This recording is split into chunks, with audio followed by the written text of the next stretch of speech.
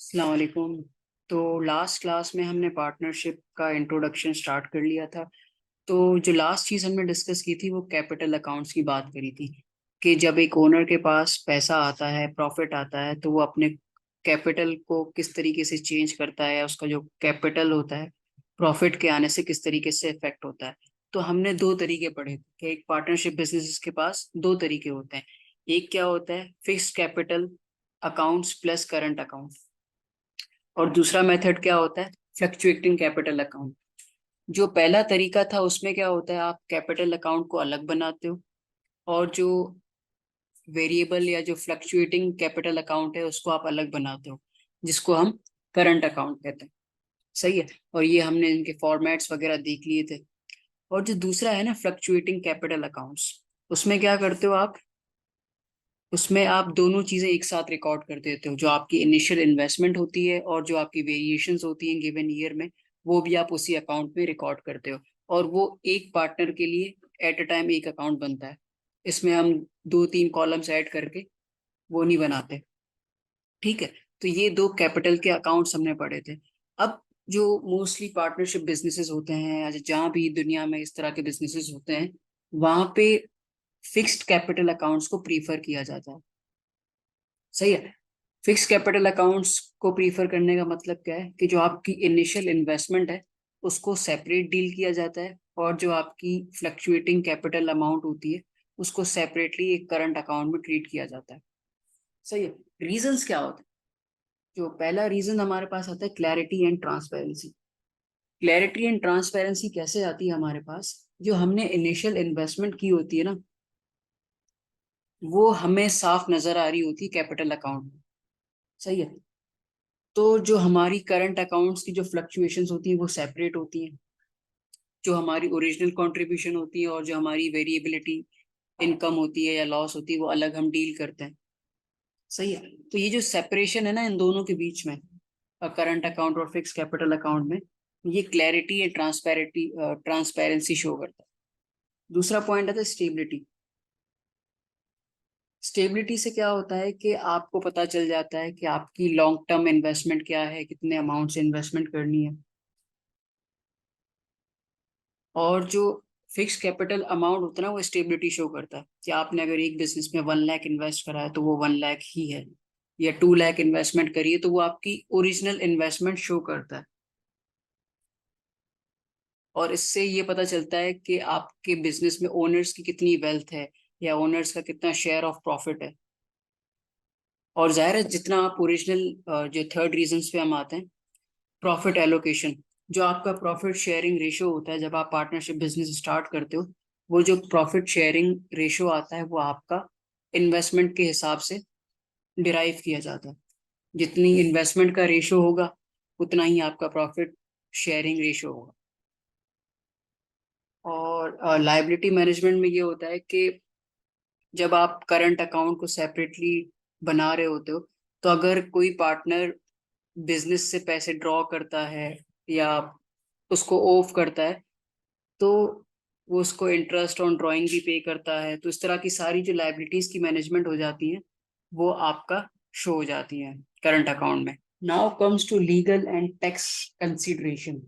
जाहिर है जहाँ पे लीगल एंड टैक्सेस की बात आती है, तो डिफरेंट कंट्रीज में डिफरेंट लीगल सिस्टम्स होते हैं और उनके specific rules and regulations followed होती हैं अकॉर्डिंग टू देयर पॉलिसीज। तो हर कंट्री में जो पार्टनरशिप बिजनेसेस होते हैं, तो उनके अलग लॉज एंड पॉलिसीज होती है regarding capital account and current account. तो इससे क्या होता है, जब आप इनमें क्लियर डिस्टिंक्शन करते हो ना, तो आपको टैक्स रिक्वायरमेंट फिलअप करने में इजी, मतलब इतने मसले पेश नहीं आते। अब आता है कैपिटल मेंटेनेंस। तो कैपिटल मेंटेनेंस कैसे पता लगती है कि जब अगर आप ज्यादा पैसे निकाल लोगे बिजनेस से, इसका मतलब कि आपका कैपिटल कम होना चाहिए। और अगर आप पैसे विड्रॉ नहीं करो तो आपका कैपिटल बढ़ जाना चाहिए। तो इससे आप चेक एंड बैलेंस कर सकते हो। आप अपने बिजनेस से विड्रॉल्स और इन्वेस्टमेंट्स को बैलेंस कर सकते हो। ठीक है। क्योंकि अगर आप कैपिटल को मेंटेन रखोगे तो ही आपका प्रॉफिट शेयरिंग रेशियो ज्यादा होगा। अब सेवेंथ रीजन पे आते हैं, ईज ऑफ ट्रैकिंग चेंजेस। और मतलब जो करंट अकाउंट होता है ना, बेसिकली वो आपका मतलब फ्लक्चुएटिंग कैपिटल का पार्ट होता है। तो अगर वो उसका बैलेंस जितना पॉजिटिव होता जाएगा, इसका मतलब कि आपका कैपिटल बिजनेस में बढ़ रहा है। अगर वो नेगेटिव हो रहा है, कम हो रहा है, तो इसका मतलब क्या है, आपका बिजनेस में कैपिटल कम हो रहा है। It allows partner to understand the impact of additional investments, withdrawals जैसे वो ड्राइंग्स करता है, और प्रॉफिट एंड शेयरिंग रेशियो का चेंज होता है। सही, तो वो सारी चीजें इसको पता लग जाती हैं इन सेपरेशंस की, मतलब करंट अकाउंट को अलग बनाया और कैपिटल अकाउंट को अलग बनाया। आई गेस ये रीजंस आपको समझ में आए होंगे, but they are not necessary. सही है।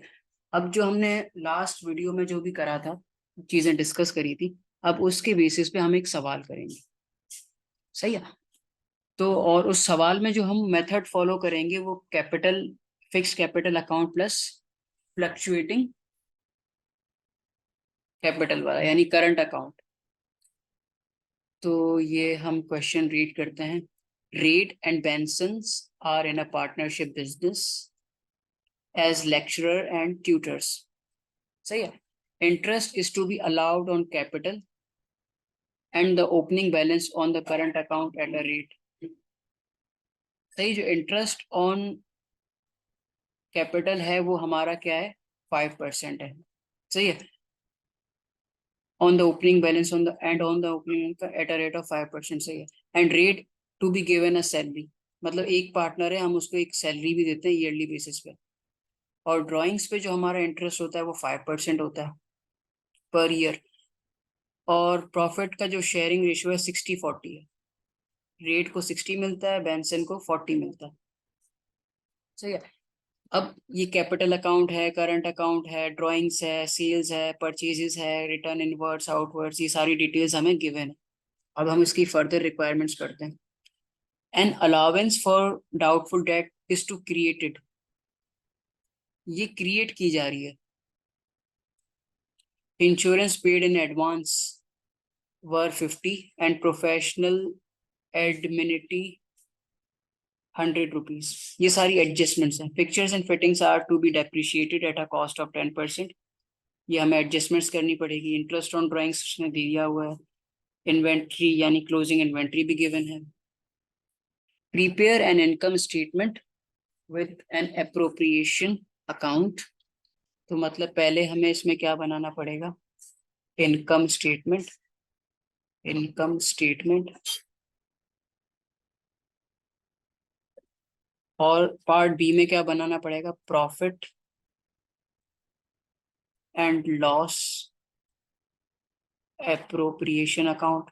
प्रोप्रिएशन अकाउंट। फिर थर्ड हमें क्या बनाना पड़ेगा, सी क्या बनाना पड़ेगा, capital, capital and current account. Capital and current account. और फोर्थ में हमें बनाना पड़ेगा statement of, statement of financial, financial position. ये 4 रिक्वायरमेंट्स है इस क्वेश्चंस की। ठीक है, तो हम इसको स्टार्ट करते हैं।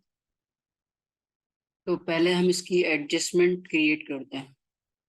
अब इसने हमें क्या बोला है, an allowance for doubtful debts is to be created. अब ये डेट क्रिएट हो रहा है। अब ये जो 1500 है ना, इसको हम कहाँ रिकॉर्ड करेंगे, इनकम स्टेटमेंट में एज एन एक्सपेंस। और इसको हम SOFP या स्टेटमेंट ऑफ फाइनेंशियल पोजीशन में से क्या बोलते हैं, अकाउंट रिसीवेबल में से इसको माइनस करेंगे। सही है। तो अकाउंट रिसीवेबल्स की हमारी क्या वैल्यू आ रही है, यहाँ पे आ रही है 137,500 माइनस 1,500। तो ये हो जाएगा 13,000 और 1,36,000।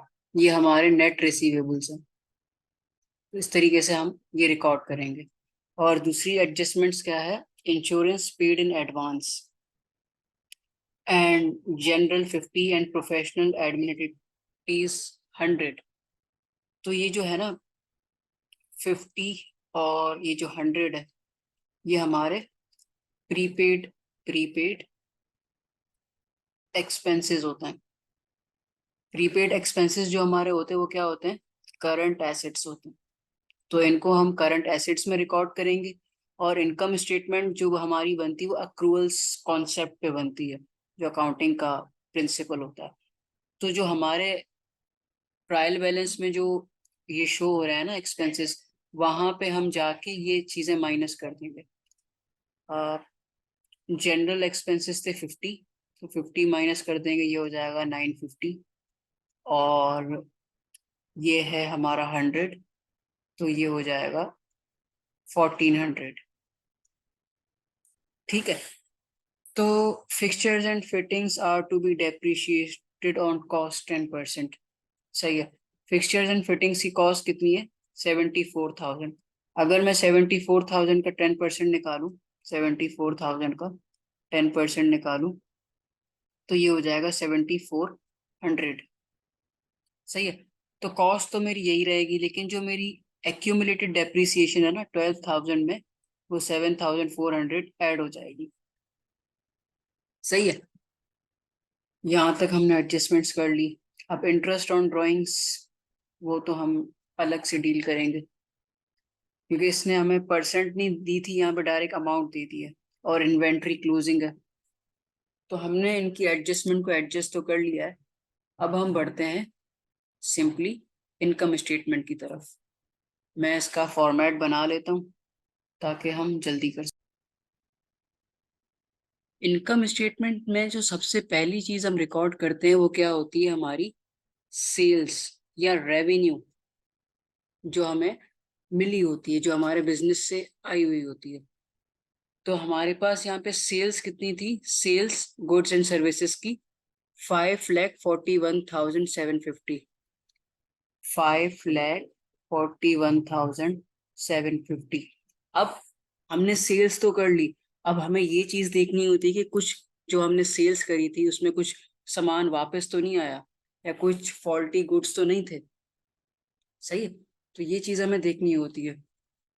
तो सेल्स रिटर्न, हाँ, तो यहाँ पे जैसे लिखा हुआ है sales return and outwards. Return inwards का मतलब क्या होता है? कि हमें सामान वापस मिला। और रिटर्न आउटवर्ड्स का मतलब क्या है? कि हमने किसी को सामान वापस करा। इसका मतलब क्या है? जो डेबिट साइड पे लिखा है ये मेरा सेल रिटर्न है, और ये जो क्रेडिट साइड पे लिखा है ये मेरा परचेज रिटर्न है। Purchase return. और ये मेरा सेल्स रिटर्न। ऐसा ही है। तो मेरा सेल्स रिटर्न कितना? 800 का। तो मैं इसमें से माइनस कर लेता हूँ। Less less sales returns. Sales returns कितने के थे सर? 800 के थे। तो जब मैं इसका डिफरेंस करूंगा तो ये मेरे पास आ जाएगा नेट सेल्स, कि सेल्स की जो नेट वैल्यू है वो कितनी है। Let me calculate. ये हो रही है 5,4,9,950। सही है। अब हम क्या करेंगे? कॉस्ट ऑफ गुड्स सोल्ड करें। Less cost of goods sold. Cost of goods sold कैसे निकालते हैं? हम पहले क्या करते हैं? Opening inventory. ओपनिंग इन्वेंट्री जो हमारा ओपनिंग स्टॉक होता है, फिर उसमें हम क्या करते हैं? परचेजेस को ऐड करते हैं। ऐड परचेजेस, जो हमने सामान खरीदा होता है। और उसमें हम क्या करते हैं? Add add carriage carriage on purchases.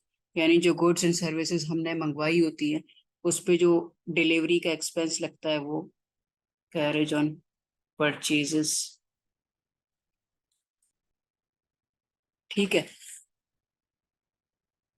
तो ये इन सबको ऐड करने के बाद आपके पास आ जाता है, एक सेकंड, ये सारी चीजें हो गई, फिर इसमें हम क्या करते हैं, less purchase returns, purchase returns, इसके बाद आ जाता है cost of goods, goods available, available for sale, ठीक है।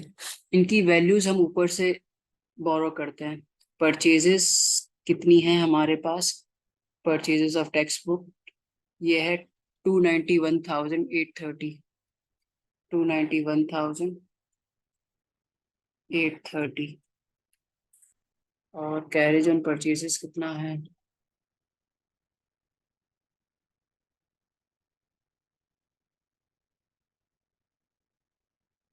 कैरेज इनवर्ड्स, हाँ 31,500,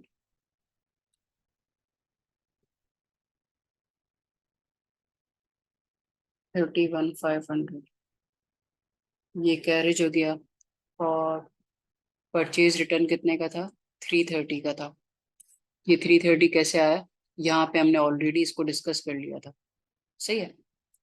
तो ये जो हमारा बैलेंस आ रहा है, इसको अगर हम करें तो 291,830 प्लस 3150 लेस 330, तो ये हमारे पास आ रहा है 294,650, सही है। अब ये cost of goods available sold आ गया। अब हम इसमें से क्या लेस करेंगे, क्लोजिंग इन्वेंट्री, क्योंकि जो स्टॉक बिका ही नहीं है उसमें से तो उसकी कॉस्ट तो माइनस कर देंगे ना, लेस क्लोजिंग इन्वेंट्री। अब आप बोलोगे क्लोजिंग इन्वेंट्री तो ट्रायल बैलेंस में गिवन नहीं थी, तो हम कहाँ से लिखेंगे, तो क्लोजिंग इन्वेंट्री हमें लास्ट एडजस्टमेंट में गिवन थी, कितनी थी, इन्वेंट्री ऑफ बुक्स एट 31 दिसंबर 14, 1500 की थी, 1500 इसमें से हम लेस कर देंगे, और यहाँ पे हम इसका बैलेंस लिख देंगे, cost of goods available sold आ जाएगा 293,000, 293,150।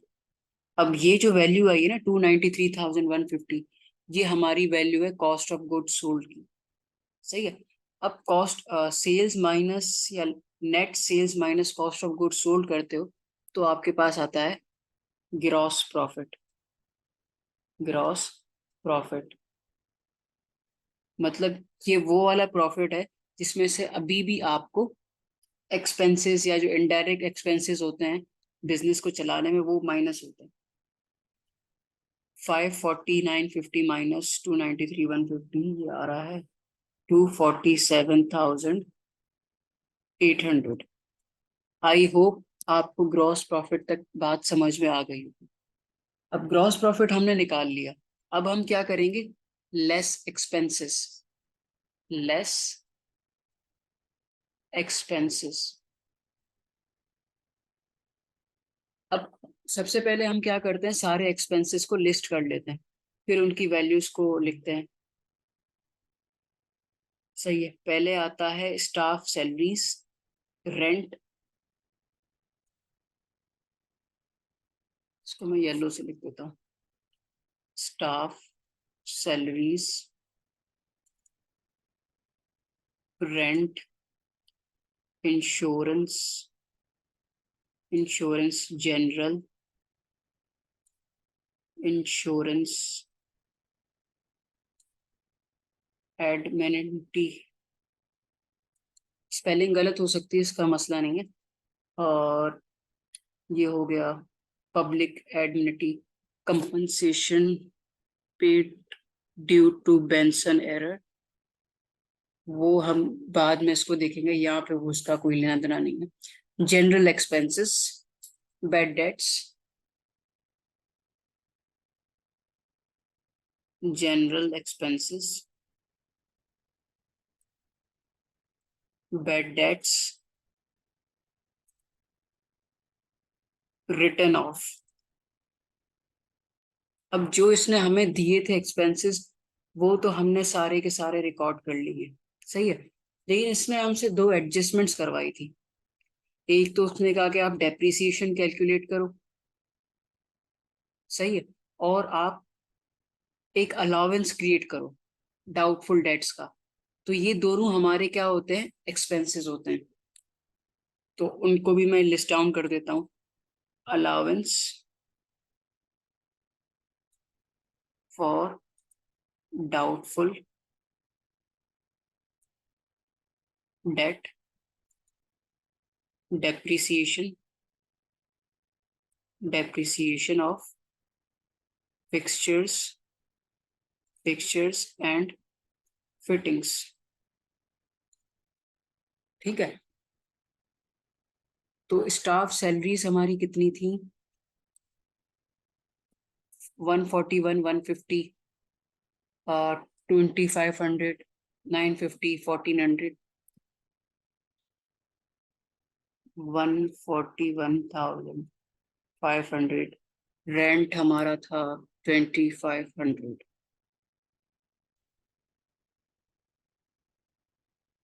2500। जनरल एक्सपेंसेस थे हमारे 950, पहले 1000 थे, फिर हमने इसमें से 50 प्रीपेड एक्सपेंसेस को माइनस कर लिया था। ठीक है। और ये हमारे थे 1500, जिसमें से हमने 100 प्रीपेड एक्सपेंस माइनस कर लिया था, जिससे ये हमारा हो गया 1400। और जनरल एक्सपेंसेस कितने हैं, 9500। जनरल एक्सपेंसेस हमारे 9500। बैड डेट्स कितने हैं, 1150।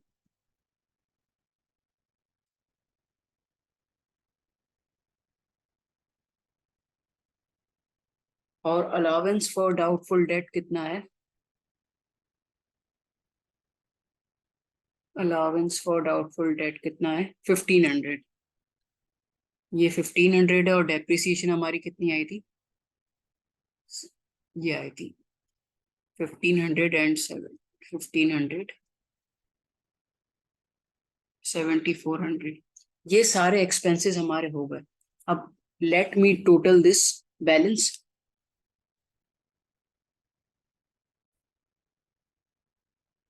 तो ये हमने सारे एक्सपेंसेस लिख लिए थे, अब कोई एक्सपेंसेस रहता नहीं है।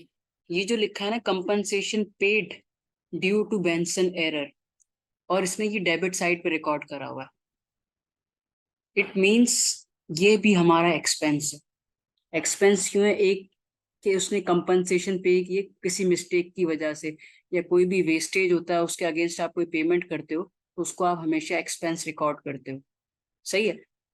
तो ये पार्टनर की कैपिटल को अफेक्ट नहीं करेगा। तो पार्टनर कोई काम कर रहा था, उससे गलती हो गई थी जिसकी वजह से उनको पे ऑफ करना पड़ा, तो इसको भी हमने एक्सपेंस में ऐड कर लिया, सही है। तो जब हम इसको टोटल करेंगे तो टोटल एक्सपेंसेस हमारे आएंगे 175,550, 550। ये हमारे टोटल एक्सपेंसेस हैं। जब gross profit minus total expenses करेंगे तो हमारे पास क्या आ जाता है, net profit, profit, net profit transferred, transferred to appropriation, appropriation account, सही है। तो 2,47,800 माइनस हम ये टोटल एक्सपेंसेस करेंगे तो हमारे पास नेट प्रॉफिट आएगा 72,250, सही है। तो ये जो बेसिकली हमने ये किया है, ये पूरा हमने इनकम स्टेटमेंट बनाया। बहुत बेसिक था, आसान था। अब हम इसके पार्ट बी पे चलेंगे। पार्ट बी क्या है, profit and loss appropriation account. Appropriation account को बनाते हैं। एप्रोप्रिएशन अकाउंट में सबसे पहली चीज क्या आती है, आपका नेट प्रॉफिट आता है। जो हमने इनकम स्टेटमेंट से कैलकुलेट किया होता है। सही है। तो पहली मैं चीज क्या लिखता हूँ, net profit. Net profit. Net profit हमारा कितना है, 72,250। अब अकॉर्डिंग टू जो हमारा एप्रोप्रिएशन अकाउंट का जो फॉर्मेट था, उसमें हम पहले क्या करते थे, हम अपनी एडिशंस करते थे। हम अपनी ड्राइंग्स को पहले ऐड करते थे। मैं फॉर्मेट दिखा देता हूँ। ये हमारा बेसिकली फॉर्मेट था। पहले हमने ड्राइंग्स के इंटरेस्ट को ऐड किया था, फिर उसके बाद हमने दूसरी एप्रोप्रिएशंस को लेस किया था। तो ये हमारा कंप्लीट फॉर्मेट है। सही है। तो हमें ये फॉर्मेट वाले सारे आइटम्स तो हमारे क्वेश्चन में जाहिर है होंगे नहीं भी होंगे, वो डिपेंड करता है। तो पहले हम नेट प्रॉफिट निकालते हैं इनकम स्टेटमेंट से, फिर इंटरेस्ट ऑन ड्राइंग्स को ऐड करते हैं।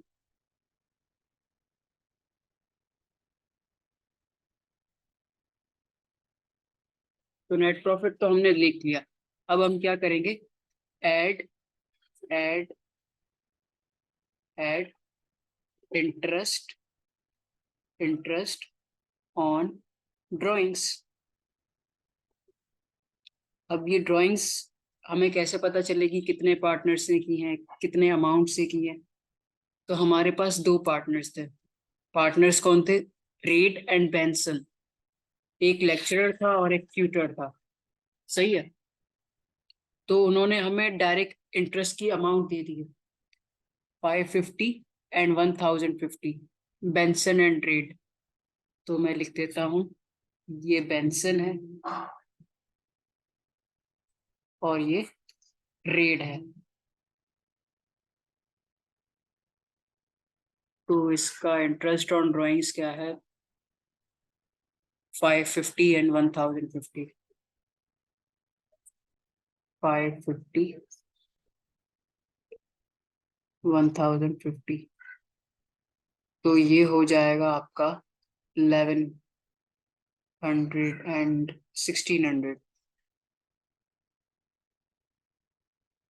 अब एडिशंस तो हमने कर ली, और कोई हमारी एडिशंस तो नहीं है यहाँ पे। सही है। तो हम इस एडिशन को ऐड अप कर लेते हैं। तो हम इसको ऐड अप करेंगे, 1600 को 72,250 में। लेट मी कैलकुलेट, 72,250 प्लस 1600, ये आ रहा है 73,850। Net profit profit available available for appropriations for appropriations appropriations। ये प्रॉफिट हमारे पास अवेलेबल हो गया appropriations में से। अब हम क्या करेंगे, लेस appropriations, जो एडजस्टमेंट्स होती हैं, appropriations। जो सबसे पहली appropriation होती है ना, वो हमारा क्या होता है, इंटरेस्ट ऑन कैपिटल। सबसे पहला हमारे पास क्या होता है, interest on capital. Interest on capital. तो हमारे पास पहला पार्टनर कौन था, बेंसन। दूसरा पार्टनर कौन था, रेड। यहाँ हम इनकी कैपिटल की अमाउंट लिखेंगे और उनके रेट से मल्टीप्लाई करेंगे। तो जो पहला पार्टनर है उसका कैपिटल कितना है, 50,000। और जो दूसरा पार्टनर है रेड, उसका कैपिटल कितना है, 75,000। 50,000 एंड 75,000। तो मैं लिख देता हूँ, 50,000 75,000। अब कैप इंटरेस्ट ऑन कैपिटल का रेट क्या है, 5%, जहां तक मुझे याद है। दोबारा हाईलाइट कर लेता हूँ, interest is to be allowed on capital and on the opening balance on the current account the rate is 5% per annum. मतलब हमारा जो इंटरेस्ट रेट है वो 5% है। तो हम इस पे 5% लगा देंगे, इस पे भी 5% लगा देंगे। 50,000 का 5% होता है 0.2500, और 75,000 का 5% होता है 3750 प्लस 25।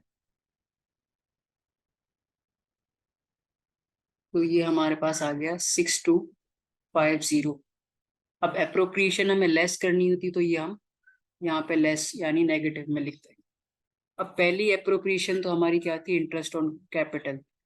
अब दूसरी अप्रोप्रिएशन इसने हमें क्या बताई है कि जो करंट अकाउंट के बैलेंसेस हैं, करंट अकाउंट में बेसिकली क्या होता है कि जो करंट अकाउंट का बैलेंस है वो पॉजिटिव है, तो वो जो अमाउंट है पार्टनर्स बिजनेस पे, मतलब बिजनेस पार्टनर को वो अमाउंट ओ करता है। तो बिजनेस ने पार्टनर से पैसे लिए हुए हैं, तो मतलब वो उसको उस अमाउंट पे इंटरेस्ट भी देगा। तो भाई कैपिटल अकाउंट के बैलेंसेस क्या हैं, 4,000 एंड 5,000 रिस्पेक्टिवली। तो हम इसकी दूसरी एडजस्टमेंट कर लेते हैं, interest interest on current account balance, current account balance. Benson था, बेंसन रेट उसका 4,000 था, इंटू 5% हो जाएगा। रेट दोनों का सेम है, करंट अकाउंट का भी और कैपिटल अकाउंट का भी, और इसका 5,000 था। Let me confirm again, Benson का 4,000 था और उसका 5,000 था, बिल्कुल ऐसा ही है। तो हम इसका भी परसेंटेज निकाल लेते हैं। 4,000 का अगर हम 5% निकाले तो ये होता है 200, और इसका होता है 250। तो इन दोनों को हम ऐड कर देंगे, ये हो जाएगा -450। तो ये दो एडिशन तो हमने कर ली अप्रोप्रिएशन। अब इसने हमें नेक्स्ट लाइन में क्या बोला था, Red is to be given a salary of 18,000। Red is given to be a salary of 18,000 per annum. मतलब जो हमारा एक पार्टनर है उसको हम सैलरी भी देंगे। तो हम लिख देते हैं यहाँ पे थर्ड एडजस्टमेंट, ये क्या है, सैलरी। अब एक पार्टनर है तो यहाँ पे हम लिख देते हैं रेट, अमाउंट क्या है 18,000। ये तीन अप्रोप्रिएशंस तो हमने कर ली, ठीक है। एक हमारी ड्राइंग्स का इंटरेस्ट था वो हमने कर लिया। अब हमारे पास रहता क्या है, पार्टनर्स के प्रॉफिट को एलोकेट करना। हम क्या करेंगे, अभी जो हमारा रिमेनिंग प्रॉफिट है उसमें से हम सारा अप्रोप्रिएशन कर लेंगे, फिर जो अमाउंट हमारे पास बच जाएगी फिर हम वो डिस्ट्रीब्यूट कर देंगे ओनर्स को, यानी बेंसन। तो हमने सारी अप्रोप्रिएशंस निकाल ली थी। अब हम क्या करते हैं, तीनों का टोटल कर लेते हैं, और तीनों का टोटल करके उसको हम लेस कर देते हैं। तो ये क्या है, 6,250, 6,250, 450, 18,000। तो ये हमारे पास हो रहा है 24,700 नेगेटिव।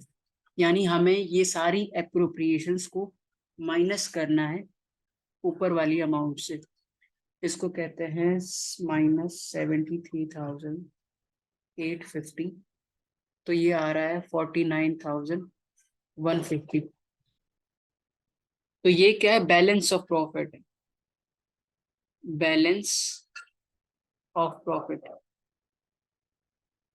या remaining profit to be distributed among partners, remaining profit for partners. सही है। अब ये जो प्रॉफिट है दो पार्टनर्स में डिवाइड होगा। कैसे होगा वो हम देखते हैं, शेयर ऑफ प्रॉफिट। एक है हमारा बेंसन, दूसरा रीड, प्रॉफिट हमारा कितना है 49,150।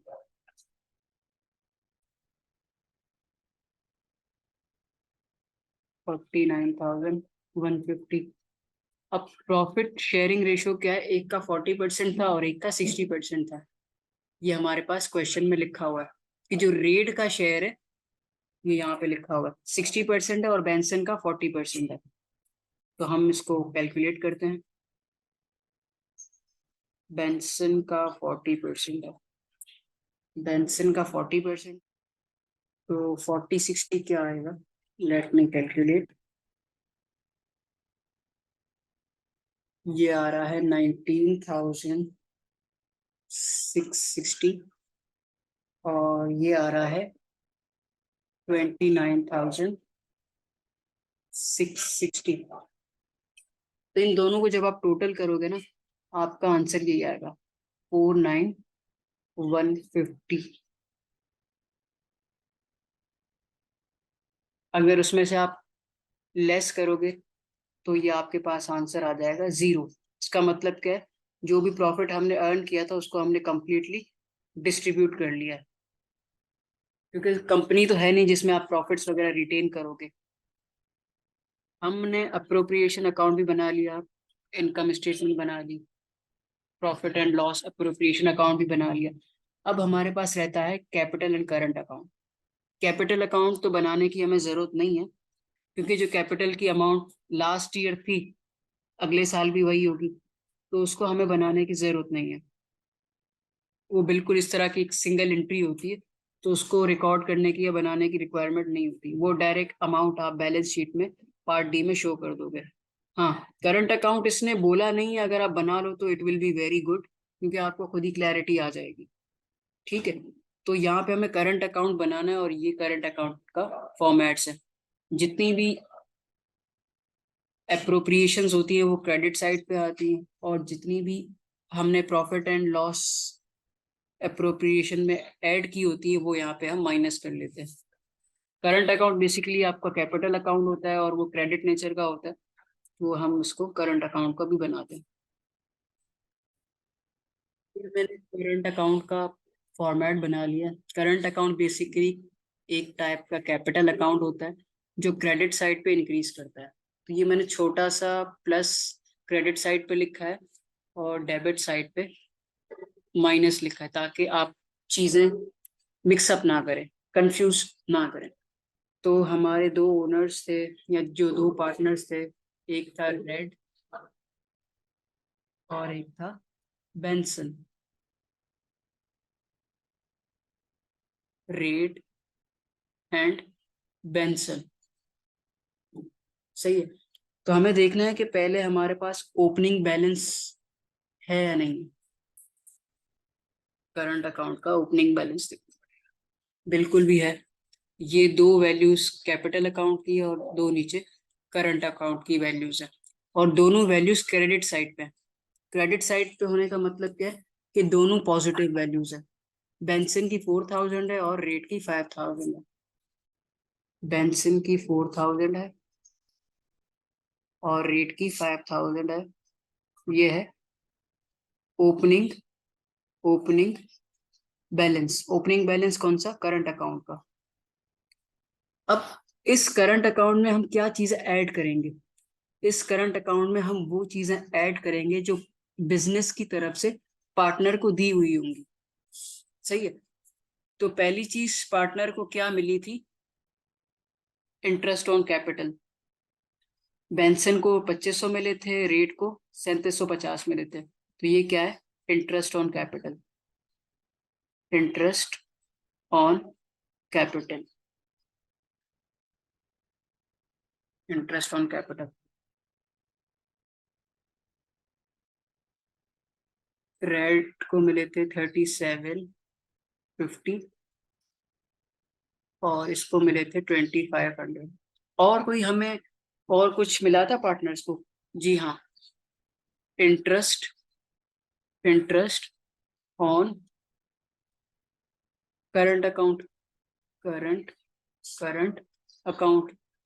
वो कितना मिला था, वो हम ऊपर जाके देख लेते हैं। आई गेस 450 था। हाँ, बेंसन को 200 मिला था और रेड को 250 मिला था। बेंसन को 200 मिला था और इसको 250 मिला था। और कुछ मिला था? जी हाँ, बिल्कुल मिला था। जैसे अभी हमने ऊपर देखा था, सैलरी मिली थी। सैलरी कितने पार्टनर्स को मिली थी? एक पार्टनर को या दो पार्टनर को? सैलरी एक पार्टनर को मिली थी, और उस पार्टनर का नाम क्या है? रेड। और ये बात हमें पता कहाँ से चली थी? ये ऊपर क्वेश्चन में बिल्कुल हमें उसने पहले बता दिया था कि Red is to be given a salary of 18,000। तो 18,000 रेड को मिलेंगे। इसको हम बेंसन को कोई सैलरी नहीं देंगे, शायद उसने कोई काम नहीं करा होगा। अब ये तो थी सारी अप्रोप्रिएशंस। और कोई अप्रोप्रिएशन या और कुछ पार्टनर को मिलेगा? आप सोच रहे होंगे, बट हाँ मिलेगा। क्या मिलेगा? Share of profit. जो इन्वेस्टमेंट किए, जो बिजनेस ने पैसे कमाए, वो भी तो मिलेंगे। बिजनेस मुफ्त में करने थोड़ी आते हैं। तो बेंसन को जो प्रॉफिट मिला था वो था 19,660। और जो रेट को जो प्रॉफिट मिला था वो मिला था 29। ठीक है। तो हमने सारी अप्रोप्रिएशंस तो पार्टनर को दी थी, लेकिन जो हमने उसकी अकाउंट में एडिशंस की थी, यानी जो अप्रोप्रिएशन अकाउंट में हमने बिजनेस के प्रॉफिट में कुछ एडिशंस की थी, वो असल में पार्टनर पे करते हैं ना बिजनेस को, इंटरेस्ट ऑन ड्राइंग्स। तो हम यहाँ पे उसको डेबिट कर देंगे, interest on drawings. Interest on drawings. Rate का कितना इंटरेस्ट था? 1,050। और बेंसन का कितना था? 550। 550 एंड 1,050 ओपनिंग बैलेंस बन जाएगा। तो हम क्या करते हैं, इन वैल्यूज को टोटल कर लेते हैं, क्योंकि ये जाहिर सी दिखने में ही लग रहा है कि जो राइट साइड पे वैल्यूज आ रही हैं वो ज्यादा हैं, और क्रेडिट साइड पे कम वैल्यूज आ रही हैं, तो वो कम होगा। तो पहले हम टोटल कर लेते हैं।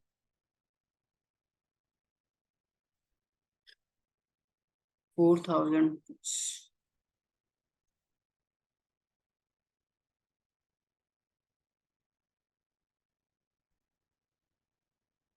ठीक है, तो मैंने इनका टोटल भी कर लिया है, और इनकी जो एडिशंस हुई थी, या जो पार्टनर ने बिजनेस से पैसे निकाले थे, ड्रॉ करे थे, वो भी मैंने लिख दिए हैं। अब हम इनकी जो लाइटर साइड है वहां पे हम क्या करते हैं, इसका बैलेंस जो डिफरेंस होता है हम वो निकालते हैं। Balance carried down, balance CD, जो हमने ऊपर भी डिस्कस किया था। जो राइट साइड है वो दोनों पार्टनर्स की हैवियर है, और जो क्रेडिट साइड है वो थोड़ी, सॉरी, जो डेबिट साइड है वो लाइटर है। तो हम क्या करते हैं, 56,490 में से माइनस करते हैं 1,050 माइनस 17,000। तो हमारे पास इस पार्टनर का जो बैलेंस आ जाता है वो आता है 38,440। अब बेंसन का कैलकुलेट करते हैं, इसका टोटल कितना है, 26,360 माइनस 20,550। तो ये आ रहा है 5,810। अब देखिए, मतलब ओपनिंग बैलेंस उनका क्या था, अब क्लोजिंग बैलेंस क्या बन गया। अब ये जो बैलेंस कैरीड डाउन है, तो यही बैलेंस आपका बैलेंस ब्रॉट डाउन बन जाएगा for the next period. Balance ये करना जरूरी होता है, इसका एक मार्क होता है ये वर्किंग दिखाने का, CD और BD दिखाने का। 38,440, 58,5810। अब इनके साथ में क्रेडिट लिख के प्लस का साइन बना देता हूँ, क्योंकि ये पॉजिटिव बैलेंस है। ये एज एन उनका कैपिटल शो हो रहा है। ठीक है। करंट अकाउंट भी हमने बना लिया, रिक्वायरमेंट C भी हमने कंप्लीट कर ली। अब हम बनाएंगे स्टेटमेंट ऑफ फाइनेंशियल पोजीशन। ठीक है। मैंने बैलेंस शीट का फॉर्मेट तो बना लिया है। ठीक है।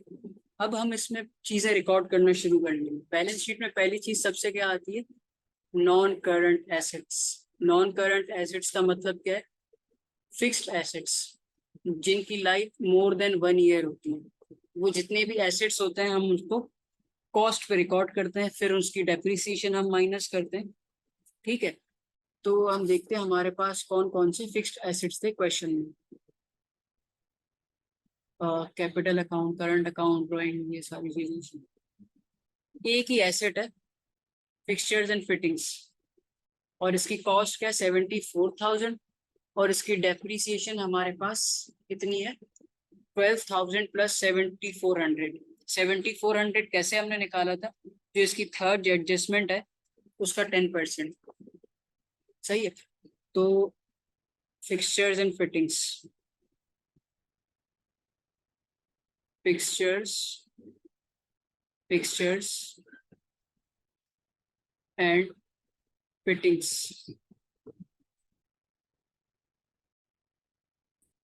ये कितने का था 74,000 का।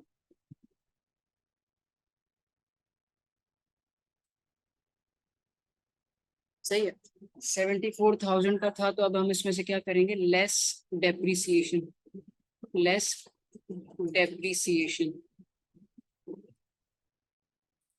पहले डेप्रिसिएशन कितनी थी, ऑलरेडी 12,000 की थी, फिर 7,400 हमने करंट ईयर की थी, तो ये हो गया 19,400। इसको हम इसमें से करेंगे माइनस।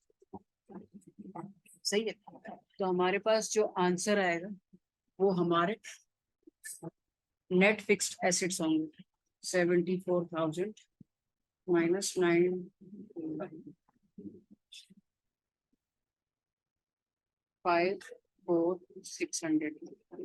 ये क्या है हमारे नेट फिक्स्ड एसेट्स। जितने भी एसेट्स हैं उनकी डेप्रिसिएशन हमने माइनस कर ली, वो हमारे नेट फिक्स्ड एसेट्स बन जाते हैं।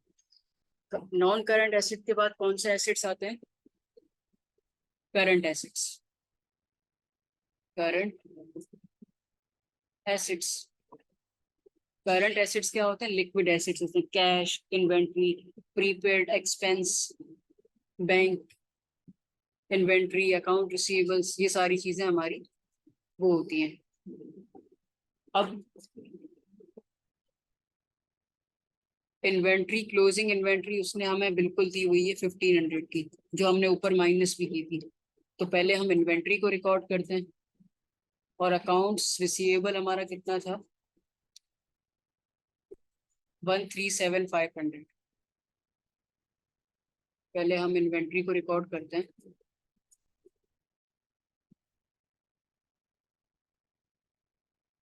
इन्वेंट्री, अकाउंट्स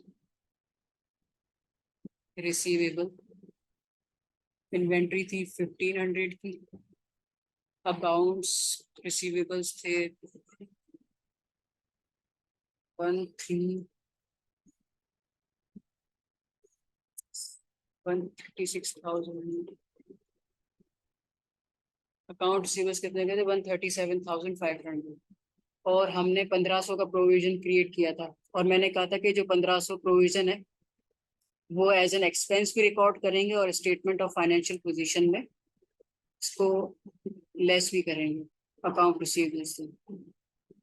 ये कितना है 137,500। प्रोविजन कितना था, less provision for doubtful date, वो कितना था 1,500। तो नेट रिसीवेबल्स हमारे कितने हो जाएंगे 136,000, 136,000। हमने दो एसेट्स को रिकॉर्ड कर लिया, एक, ये दो हो गए। अब तीसरा हमारा क्या है, प्रीपेड। प्रीपेड हमारा कुछ था, जी सर बिल्कुल था। प्रीपेड हमारे पास इंश्योरेंस था, इंश्योरेंस पेड इन एडवांस, 50 रुपए का अलग और 100 रुपीज का अलग। तो हम क्या रिकॉर्ड कर लेते हैं, प्रीपेड इंश्योरेंस। थर्ड एक्सपेंस जो है हमारा क्या है, prepaid, prepaid insurance, insurance 50 plus 100, 150 हो गया। और कोई हमारा करंट एसेट था, हम चेक कर लेते हैं। एडजस्टमेंट्स में तो यही था, और ये भी माइनस कर लिया था, अकाउंट रिसीवेबल्स भी रिकॉर्ड कर लिए। सिर्फ अभी हमारा क्या रहता है, कैश रहता है। कैश कितना है, 400 है, तो वो भी हम रिकॉर्ड कर लेंगे। और सारे चीजें जो भी वो माइनस या स्टेटमेंट ऑफ फाइनेंशियल पोजीशन को इफेक्ट करती है वो हमने ऐड कर लिया। कैश था, ये फोर्थ अकाउंट है, 400 का। अब इसको मैं करता हूँ टोटल।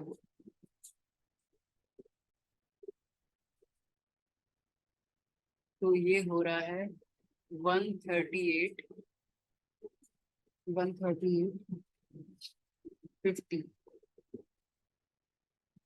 अब जो मेरे नेट फिक्स्ड एसेट की वैल्यू थी और जो करंट एसेट का आंसर है, इन दोनों को मैं ऐड कर लूंगा। ये मेरे पास आ जाएंगे टोटल एसेट्स। टोटल एसेट्स की फिगर वैल्यू आ जाएगी। तो ये हो रहे हैं 192, सॉरी, हाँ 192,650। ये मेरे टोटल एसेट्स आ गए। अब टोटल एसेट्स मेरे पास आ गए, तो अब मुझे, जैसे अकाउंटिंग इक्वेशन होती है ना, एसेट माइनस लायबिलिटीज करते हैं तो हमारे पास कैपिटल आता है, या एसेट माइनस लायबिलिटीज हम करते हैं तो हमारे पास नेट एसेट्स आते हैं। तो हम क्वेश्चन में देख लेते हैं हमारे पास लायबिलिटीज कौन कौन सी।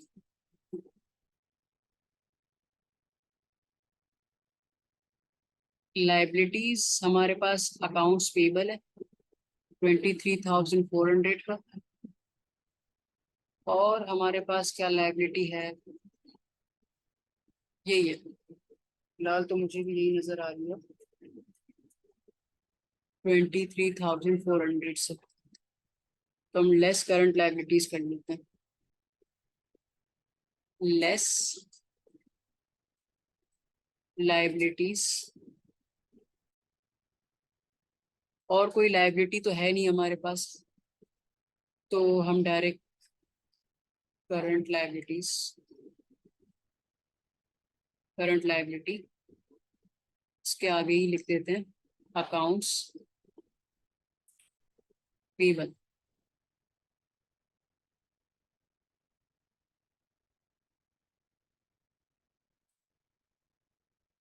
और इसकी वैल्यू क्या थी, 23,400। तो जब हम टोटल एसेट्स में से करंट लायबिलिटीज को हम माइनस कर लेंगे तो हमारे पास क्या आ जाएंगे, net assets. Net assets, net assets कितने आएंगे, हाँ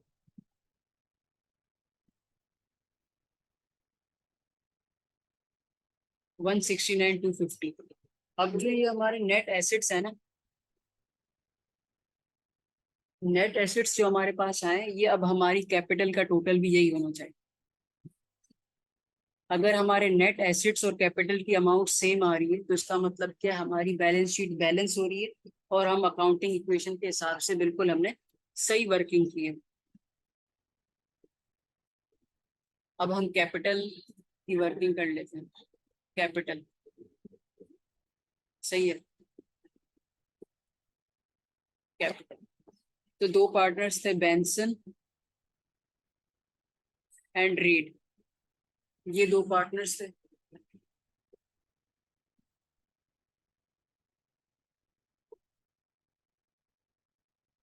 अब इनका कैपिटल कितना था, रेट जो था उसका 75,000 था, एफ आई करेक्ट। हाँ, रेट का 75,000 था और बैन का 50,000 था। बैन का 55,000 था, 50,000 था।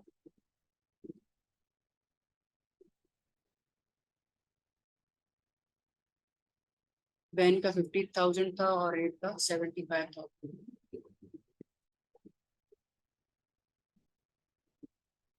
सही है। अब कैपिटल तो फिक्स्ड है, कैपिटल में कुछ चेंजेस ही नहीं हुई।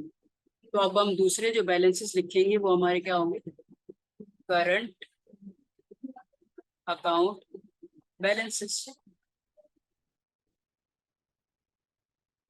अब करंट अकाउंट के कौन से बैलेंसेस लिखेंगे, ये भी सवाल हो सकता है आपका। बेंसन्स एंड रेट। करंट अकाउंट में आप वो बैलेंस लिखेंगे जो आपने करंट अकाउंट को क्लोज करके लिखा था, 38,440 और 58,010। सही है। अब रेट का था 38,440, रेट का बैलेंस था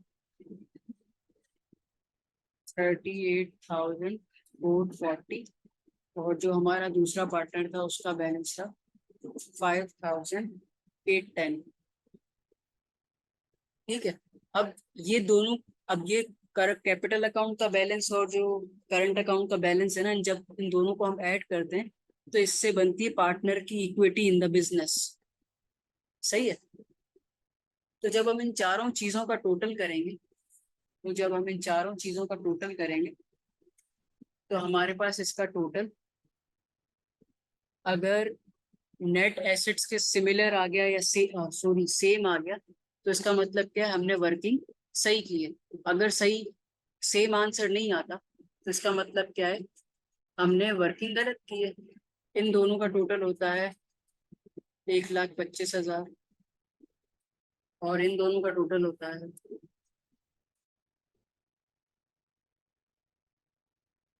5,810 प्लस 3,840, ये होता है 44,250।